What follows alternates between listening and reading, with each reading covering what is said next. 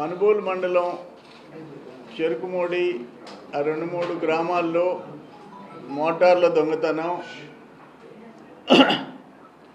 దాదాపు ఒక 2 డజన్ల మోటార్లు, ఒక 24-25 మోటార్లు, బంగారు గొలుసులు ఇవి దొంగతనాలు జరిగినాయి. దాంట్లో ఈ నెల 10వ తేదీ ముగ్గురిని పట్టుకొచ్చారు. ఏడుకొండల్ని ప్లస్ ఇంకొక ఇద్దరిని. ఏడుకొండలు మోటార్లు దొంగతనం చేసే అలవాటు, మిగతా ఇద్దరు కొనుక్కునే అలవాటు. ఆ కొన్నోళ్ళు కూడా వైసీపీ పార్టీ వాళ్ళు. సో 10వ తేదీ తీసుకొచ్చారు, విచారించారు, మళ్ళీ పంపించేశారు. మళ్ళీ రమ్మంటే కూడా అతను రాలేదు. 14వ తేదీ ఉదయం మిగతా ఇద్దరు ముద్దాయిలు వచ్చారు.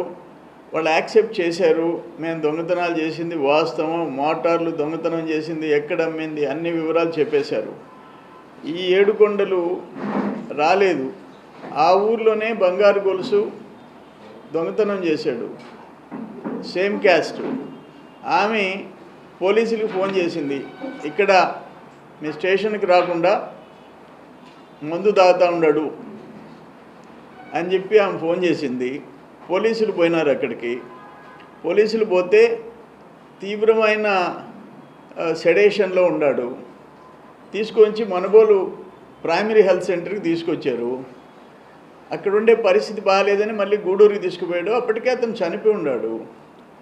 ఇప్పుడు 10వ తేదీ తీసుకొని వచ్చింది, 12వ తేదీ వదిలిపెట్టింది, సీసీ కెమెరాల్లో మొత్తం రికార్డ్ అయింది. ఈయన సర్వేపల్లి వైసీపీ జిల్లా అధ్యక్షుడు నిన్న స్టేట్మెంట్ లాకప్ డెత్ అన్నాడు. ఈరోజు పోలీసులు ఒత్తిడి వల్ల చనిపోయినాడు అన్నాడు.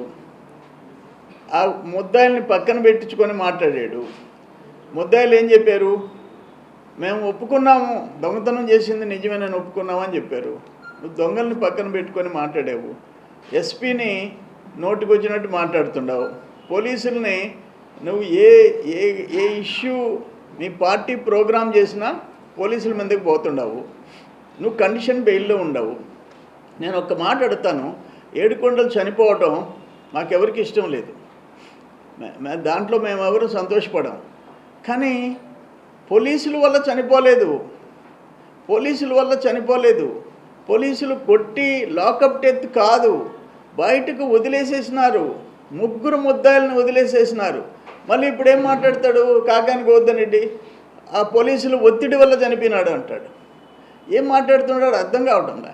ఇప్పుడు ఇక్కడ ఈ దొంగతనాలన్నీ తీస్తే ఏమవుతుంది, పొదలకూరు మండలం మొత్తం సర్వేపల్లి కాన్స్టిట్యున్సీ, అయ్యా మోటార్ పోయిందయ్యా, నాకు మోటార్ పోయిందయ్యా, అయ్యా ట్రాన్స్ఫార్మర్లు కాపర్ కొట్టేసేసినారయ్యా, ఇప్పటికి 1 మంత్ అయిందయ్యా, ఆ ట్రాన్స్ఫార్మర్ రిపేర్ చేయలేదయ్యా, కొత్త ట్రాన్స్ఫార్మర్ తెచ్చిపెట్టాలయ్యా. ఆ రైతులు పడే బాధలు తెలుసా మీకు అని అడుగుతుండా. కానీ మనిషి చనిపోవాలని ఎవరూ కోరుకోము. పోలీసులు కొట్టి చంపితే పోలీసులదే తప్పు. ప్రపంచ స్థాయి రోబోటిక్ సర్జరీలు మన నెల్లూరు నారాయణలో 26 సంవత్సరాల సంస్థాగత అనుభవం, సాంకేతిక ఆధారిత వైద్య సేవలు, ప్రామాణికత, నాణ్యత మరియు నిబద్ధత, అధునాతన 3D high definition visualisation, surgeon పూర్తి నియంత్రణలో పనిచేసే multi articulated robotic arms, millimetre స్థాయి ఖచ్చితత్వం, మెరుగైన ఎర్గోనామిక్స్ మరియు స్థిరత్వం. నారాయణ రోబోటిక్ సర్జరీ, తక్కువ నొప్పి, తక్కువ రక్తస్రావం, వేగంగా కోలుకోవడం, త్వరితంగా డిశ్చార్జ్. నెల్లూరు పరిసర ప్రాంత ప్రజలకు అందుబాటులో కలదు.